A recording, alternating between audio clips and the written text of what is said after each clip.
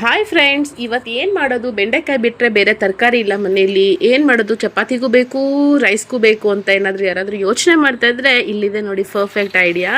ಬೆಂಡೆಕಾಯಲ್ಲಿ ತುಂಬ ಈಸಿಯಾಗಿ, ಕ್ವಿಕ್ಕಾಗಿ ಮತ್ತು ಡೆಲಿಷಿಯಸ್ ಆಗಿ ಅಡುಗೆ ಹೇಗೆ ಮಾಡ್ಬೋದು, ಸಾಂಬಾರು ಹೇಗೆ ಮಾಡ್ಬೋದು ಅಂತ ನಾನು ಇಲ್ಲಿ ತೋರಿಸ್ತಾ ಇದ್ದೀನಿ. ತುಂಬ ಈಸಿಯಾಗಿ ವಿತಿನ್ 20 ಮಿನಿಟ್ಸಲ್ಲಿ ನಿಮ್ಮ ಸಾಂಬಾರು ರೆಡಿ ಇರುತ್ತೆ. ಒಂದು ಕಡೆ ರೈಸ್ ಇಟ್ಕೊಂಡ್ರೆ ಒಂದು ಕಡೆ ಸಾಂಬಾರು, 20 ಮಿನಿಟ್ಸಲ್ಲಿ ನಿಮ್ಮ ಅಡುಗೆನೇ ಆಗೋಗ್ಬಿಡುತ್ತೆ. ಸೊ ಯಾರಾದರೂ ಈ ವಿಡಿಯೋನ ಫುಲ್ ನೋಡಬೇಕು ಅಂತಿದ್ರೆ ನನ್ನ ಚಾನಲಲ್ಲಿದೆ, ದಯವಿಟ್ಟು ಹೋಗಿ ಚೆಕ್ ಮಾಡಿ.